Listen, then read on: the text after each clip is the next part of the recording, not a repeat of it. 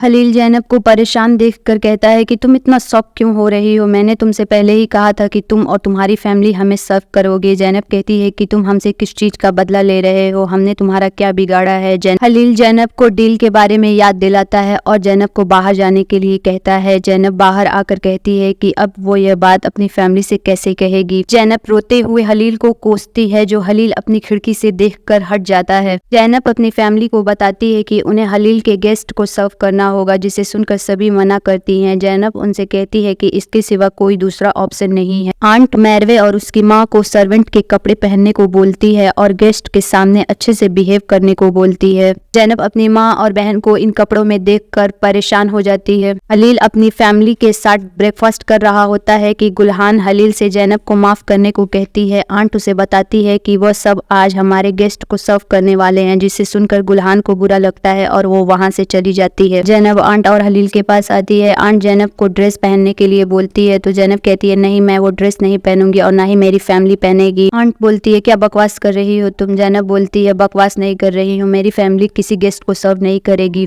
क्योंकि उनकी जगह मैं सारे काम करूंगी। हलील जैनब से बोलता है ऐसा नहीं होगा, क्या तुम अपनी की हुई डील भूल चुकी हो। हलील जैनब को डील के बारे में याद दिलाते हुए कहता है कि अगर तुमने मेरे ऑर्डर्स नहीं माने तो तुम जेल के अंदर होगी और तुम्हारी फैमिली जिस सड़क पर होगी। जैनब हलील से रिक्वेस्ट करती है कि वो उसकी फैमिली को परेशान ना करे। तभी बीच में आंट बोलती है कि ये तुम्हें डील करने से पहले सोचना चाहिए था। हलील उन्हें देखता है तो आंट चुप हो जाती है। हलील जैनब को टॉन्ट करता है कि ओ अच्छा, तुम और तुम्हारी फैमिली लोगों को सर्व नहीं कर सकते क्योंकि तुम उन्हें अपने बराबर ही नहीं समझते हो, जिसे जैनब नकार देती है।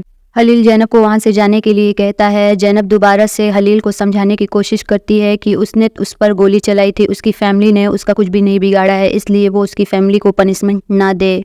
हलील पास्ट के बारे में सोचता है, जहां हलील के बाबा को पुलिस अरेस्ट करके ले जाती है। हलील जैनब से कहता है कि तुम अपना समय बर्बाद कर रही हो, ये मेरा घर है और तुम्हें मेरे रूल्स को फॉलो करना ही होगा। हलील जैनब से बोलता है कि मैं तुम पर फेवर कर रहा हूँ, तो जैनब बोलती है कि कैसा फेवर। तो हलील कहता है तुम महलों में रहने वाली राजकुमारी को मैं जिंदगी के बारे में सिखा रहा हूँ। जैनब कहती है मैं कोई राजकुमारी नहीं हूँ। हलील कहता है तब तुम्हें कोई शर्मिंदगी नहीं होनी चाहिए वो ड्रेस पहनने और लोगों को सर्व करने में। जैनब कहती है मुझे कोई शर्मिंदगी नहीं है, मैं अपने काम को पूरी ईमानदारी और सच्चाई से करती हूँ। ये सुनकर हलील उसे वहाँ से जाने के लिए बोलता है। जैनब की माँ सुसाइड करने वाली होती है लेकिन नहीं करती। बाहर सभी चिल्लाती हैं। तभी जैनब की माँ बाहर आती है और जैनब से कहती है कि मैं कोई भी सर्वेंट का काम नहीं करूंगी, मैं किसी को भी सर्व नहीं करूंगी। जैनब उन्हें वादा करती है कि वो सब कुछ ठीक कर देगी, उन्हें कोई काम नहीं करना पड़ेगा। जैनब यूनिफॉर्म पहन कर आती है। हलील उसे देखकर कहता है कि ये तुम पर अच्छा लग रहा है, अब जाओ तुम अपना काम करो। और तुम्हारी फैमिली कहाँ है। तो जैनब बताती है कि वो अभी कुछ देर में आ जाएंगी।